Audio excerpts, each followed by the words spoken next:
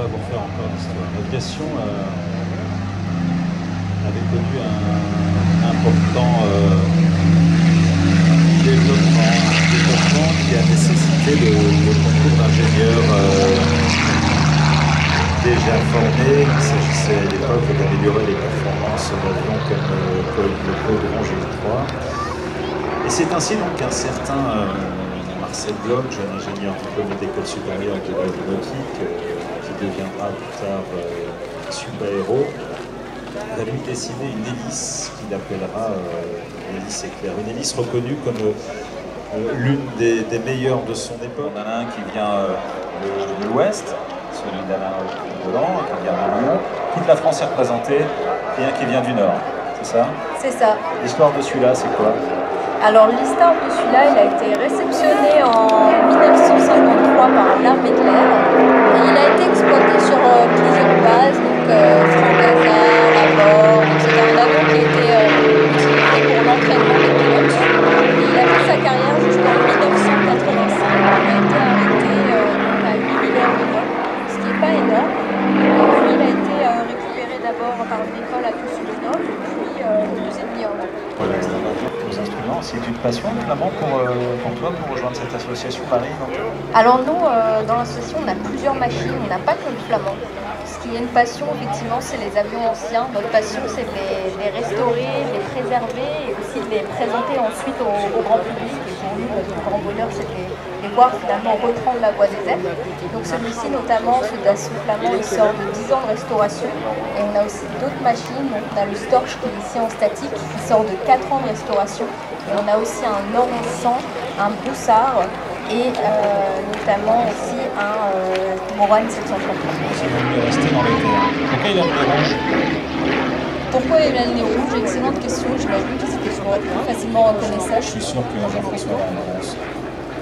On a dans l'armée de l'air et de l'espace une culture des avions école.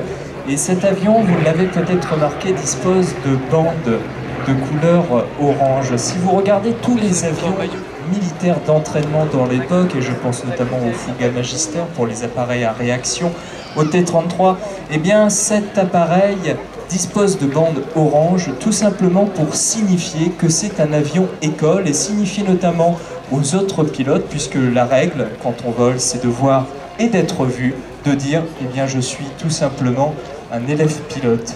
Voilà, Jean-François avait la réponse. Dont une poignée de passionnés en restaure, en non restauré ou en restaure toujours en France. Aujourd'hui, il y en a 1, 2, 3, 4. Il y en a 7. 7 en France. Ouais, voilà. donc c'est quand même assez. Pas tous en état de vol. Si? Pas tous. Oui, c'est ça. Il y en a 4 ou 5 en état de vol. Effectivement, donc effectivement les ailes à Lançonnaise en ont pas mal. Et puis il y a celui d'Albert, et il y en a La particularité, c'est qu'effectivement, il a le nez plein, pas le nez vitré comme le 311, et c'est un donc biplace, puisqu'il était utilisé pour l'entraînement, alors que le 311 est monopilote. Voilà, un avion donc, qui a servi également d'avion de liaison au général de Gaulle pendant de nombreuses années. Donc, premier avion.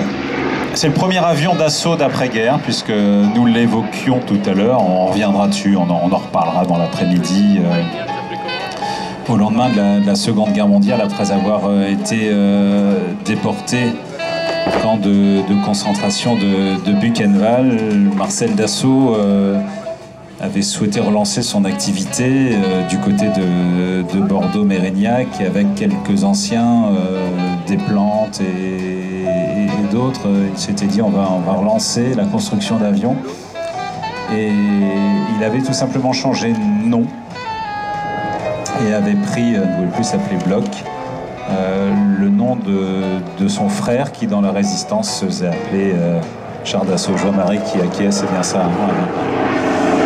Et les moteurs, vous pouvez nous parler des moteurs, ça intéresse. Bien sûr, c'est 2 moteurs Renault, voilà. 600 chevaux.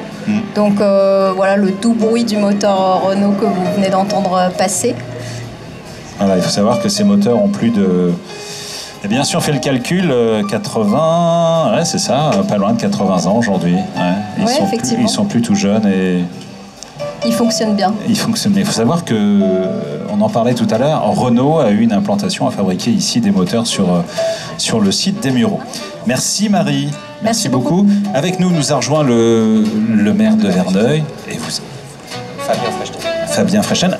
Bonjour monsieur le maire. Bonjour. C'est important d'organiser un meeting ici sur cette très belle plateforme des Mureaux dont vous allez nous parler.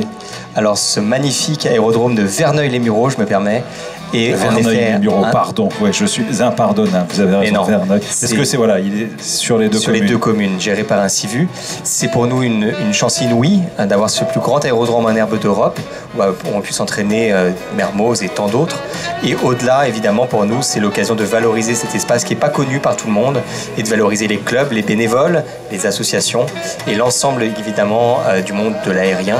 On a beaucoup de chance aujourd'hui d'avoir des très belles démonstrations à venir, donc c'est une très belle occasion. Voilà, on en parlait tout à l'heure, l'aviation est née quasiment aux Mureaux, dès les années 1890. On évoquait tout à l'heure Henri de Jolameurthe qui venait essayer...